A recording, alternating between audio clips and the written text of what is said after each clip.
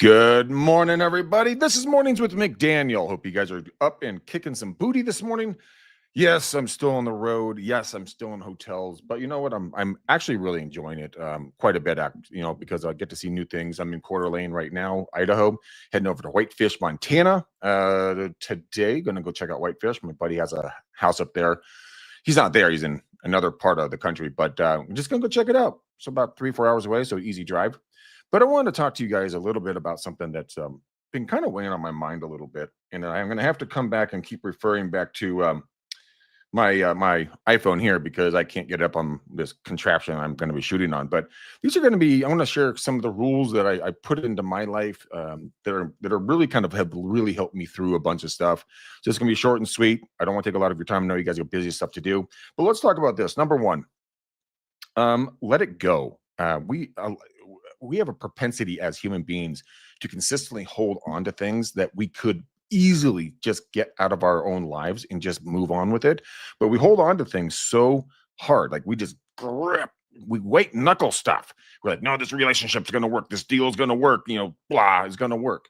But the old funny saying is that, when you put your hand out, and you let it leave and it comes back, it's going to be yours. But if you hold everything in the palm of your hand, not in a hard grip, the way your mind's going to work is that everything happens for a reason.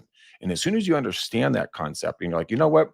I can agree with that thought pattern because not all money is good money. Not all relationships are good relationships. Personal, professional, family, whatever, you fill it in, neighbors. But there is something to be said about just saying, you know what? I'm done. I'm going to move forward in life. And I wish you all the best. Number two, ignore them. Don't listen to what other people have to say. I mean, who cares? Do you really give a shit? Well, yeah. Do you honestly give a shit if Nancy down the street has a negative something to say, or Bob in the office, has something negative to say? No, who cares what they have to say? Because your truth is this. Your truth is people are going to focus on themselves more than they're going to focus on you. And if you worry about what everybody else is going to be saying or doing around you, forget about it. When I started my podcast, my ex-business partner and I, podcast host partner and I, he and I looked at each other and we're like, how long do you think it's going to take to get this thing up and going? We're like, I don't know. We're going to follow the Gary V model. And he took 18 months to get his podcast up and running and get real visibility and traction. So we put the blinders on, put our nose to the grindstone, and we didn't look up for 18 months or more, actually. And we finally looked up and we were getting awards and accolades. We're getting written up and all kinds of stuff because we ignored what was going on around us. Michael Phelps is in the Olympics. I know, imagine that, right? And there's a famous photo of him, like he's at the wall, like he's like one stroke away from the wall, and his competition, they're nose to nose, like one of them's gonna get it. His competition looks over at Michael. Phelps is dead ahead. Didn't look, won the gold. So don't ignore the haters, ignore everything. Just focus on you. By the way, I have a bonus here I'm going to talk about with you guys later at the very end of this whole video. Number three, give it time. Everything takes time. Now, if we all say that we want to achieve something in a year, but we underestimate what we can do in 5 years. So all the goals that I set out, I put a 5-year mark on it. And so I allow myself to grow and progress and get better and get new technology and new relationships and new opportunities and new locations, because not everything's going to come to you at this exact moment, probably because you're not ready to hear or see whatever the heck you really want to achieve.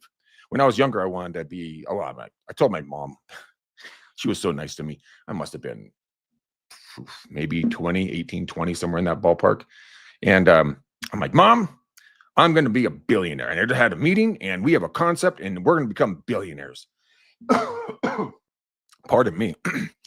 My mom, bless her heart, she just sat there and kind of, that's nice, and kept eating her lunch. I can now read between the lines, and she's like, this guy's so full of crap. But, here's the point. Anything you want to achieve, a good relationship with your kids, your spouse, your partner, your business partner, your neighbors, the goldfish, whatever, give it time. Don't rush it. It will happen when it's supposed to happen. Now, some of you know that my life has shifted significantly lately. It's growing on me, kind of where my life has taken me. But I was really not too happy about it. I'm like, okay, you have to give it time. You have to let the universe come full circle and see what's going to come down the pipe for you. So I love giving it time, because also your goals and dreams and wants are going to shift through that time as well. I don't want to be a billionaire anymore. God, that sounds horrible. Talk about, people trying to extort money from you, kidnap you, hurt your family, blah blah blah blah, just for a couple of bucks. Doesn't sound like a fun deal at all to me. Big money, big problems. Big deals, big problems. Stay in your lane, have some fun, grow at the right rate. All right, number 4, guys. Don't compare yourself to others. That's the worst thing to do. I know in my real estate market, there are several real estate agents that are, fairly well known. I'm not going to say fairly well known. I'm talking like well known, right? And everyone's like, "Oh my gosh, like they make so much money. Look at all these jewels she wears. Look at the cars this guy drives." Yeah, yeah, they do a lot of deals, but there's a lot of output as well, a lot of stress. Because if you're juggling 20 plus, closings a month or somewhere along those lines as a team or a small brokerage, that's 20 headaches. And I mean headaches in regards to a good thing, but they're going to pay you money, but at the exact same time, there's a lot of ups and downs you got to deal with. So don't compare to what they're going to do. My dad, we went to our first conference 26 years ago, I guess at this point.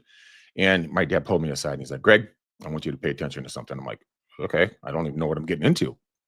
He's like, "There's gonna be a lot of numbers being thrown around, how many deals these teams do, but you have to understand that for every like 5 deals they do, we do 1 deal. So if you hear them getting like 200, 300, 400, 500,000 deals a year, they have a big team and their deal points are around 100 to $250,000. And I couldn't wrap my head around that because we've always been in a luxury market. And so he's like, "Don't compare to those numbers." And I'm like, "Okay, I won't."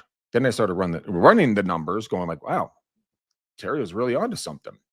So if you feel like you're being outshined by somebody or something, you don't know what's going on behind the closed doors. You don't know what kind of conversations are taking place. You don't know their mental mindset. Everybody can put on a happy face, but are they really happy? Are they really pleased? If they are, God bless them. Would probably put a big stamp of "I don't know," probably not, kind of a thought pattern. So don't compare. Just the only thing you compare yourself is your last day. Well, not last day like you're dying, like yesterday. What did you do yesterday that you can do today better or different or change or shift, right? That's all it is. Compare to yourself. Forget everybody else. Number 5, stay calm. Staying calm is a huge thing because a lot of us, we lose our schmushers, aka we lose our minds because we get all hopped up on like, this client didn't work with me. This client didn't work with me. This deal fell apart, so on and so forth. Here's a story. We worked with a contractor, oh gosh, many, many, many moons ago. I remember this distinctly because we helped him buy the house and he was super cool. We'd done a couple of deals with him. Then he remodeled it and then he was going to put it back on the market. He's called us and said, "Hey guys, we're going to put it back on the market." We're like, "Great. When should we come over and list it?" And he's like, "No, we actually went with another agent." Holy cow, did my team members lose it. And I was sitting there going like, "What's the big deal? We didn't even like that house." So long story short is this. They put the house on the market with another agent.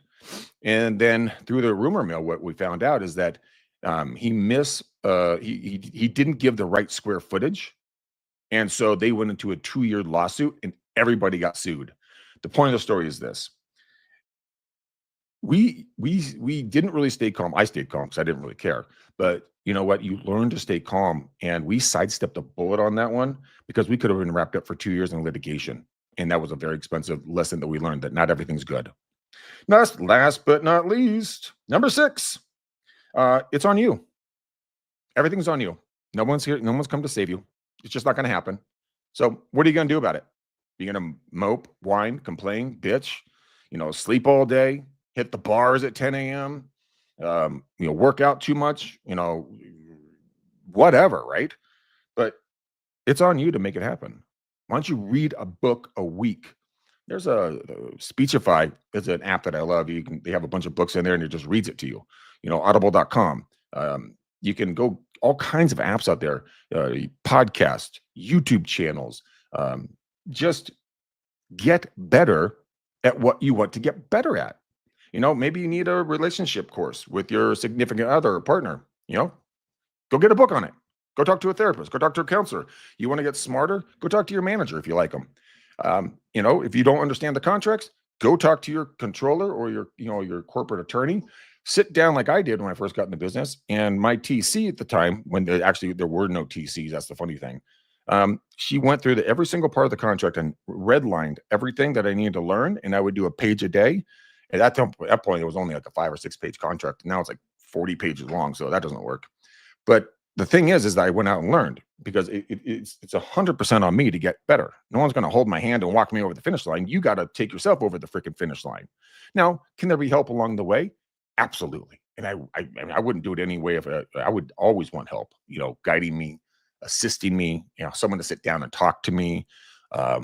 We had a gal, Irene, who is our controller in the office, and she would, oh my gosh, you would think she hates you, but she's like the sweetest lady. And I would plop my butt down in her chair and just be like, okay, Irene, here is the scenario. And she would roll her eyes, turn around, bring out her thick book of all the contracts, and we would go through them together. And I knew it was on me to understand it better. And I was constantly listening and learning from everybody I possibly can. So let's go over these one more time, and I'll get out of here. Nice little short video, only 11 minutes today. So number 1, let it go. Number 2, ignore them. Number 3, give it time. Number 4, don't compare. Number 5, stay calm. And finally, number 6, it's on you. So guys, I hope this helped. If you did, hit me, do a like, a comment, something like that. That really help me out on the YouTube channel and on social media. So hope you guys have a great day. I'm going to go take a look at Coeur d'Alene. Today, and then heading up to Whitefish, and we'll see how it goes. All right, guys, love you. Until next video, boom, peace. Have a great day. Talk to you soon, as my computer bounces everywhere. All right, bye.